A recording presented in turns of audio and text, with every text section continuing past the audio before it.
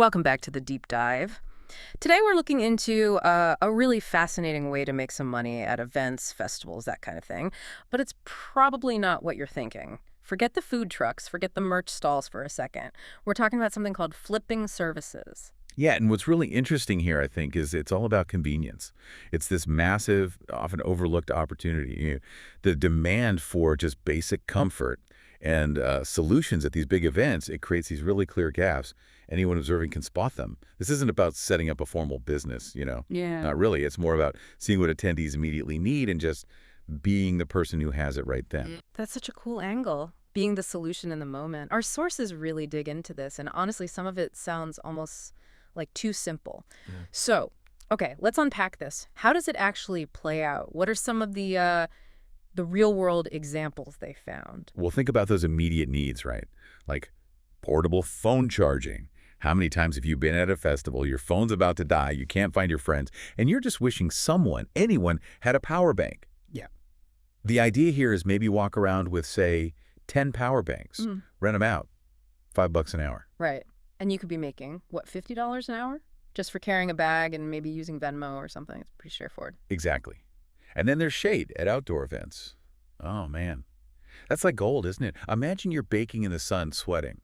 Someone offers you a pop-up umbrella spot, maybe a little chair, Yeah. for $10 for half an hour. You take it in a heartbeat. It's not even about the money at that point. It's just relief. Pure relief. That's the pain point you're solving. Yeah. Mini shade tents, umbrellas, yeah. Or hydration. You could put together little kits, like a reusable bottle, some electrolyte packs, maybe even a little map showing where the free water stations are. Call it a festival survival pack. Costs you maybe $4 to make. Sell it for $15. People need that stuff. Definitely. That's smart bundling. And this one, I thought this was brilliant just because it's so simple. VIP line waiting. Seriously. At events with those monster lines for merch or special food, you could apparently make like $100 a day just holding someone's spot and texting them updates. It sounds kind of funny, but yeah, it makes sense. Time is valuable, especially at a packed event. And if you look at the bigger picture here, the common thread is super low overhead. And just being observant, spotting those immediate frustrations. It's very like guerrilla-style entrepreneurship. You don't need the official vendor booth. You don't need the fancy branding. You're sort of positioning yourself as just helpful. Offering help, not necessarily selling inventory. That changes the whole interaction. Yeah, that's a key difference. You can maybe even try a tip-based thing for some services. Keep it flexible.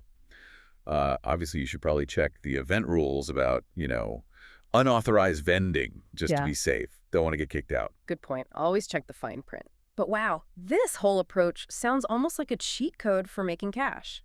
And here's what I think is really interesting. How accessible it is.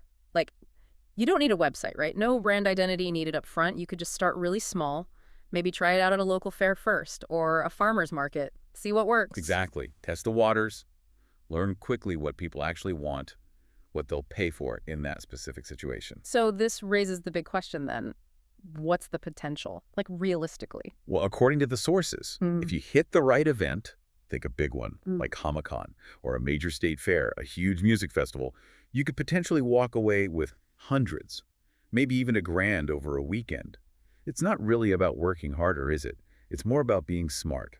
Timing, awareness, spotting those little frustrations, and just being a bit creative. So wrapping this up, what's the core takeaway for you listening? It's that you can actually turn just attending an event into earning at an event, all just by keeping your eyes open and being helpful. Yeah.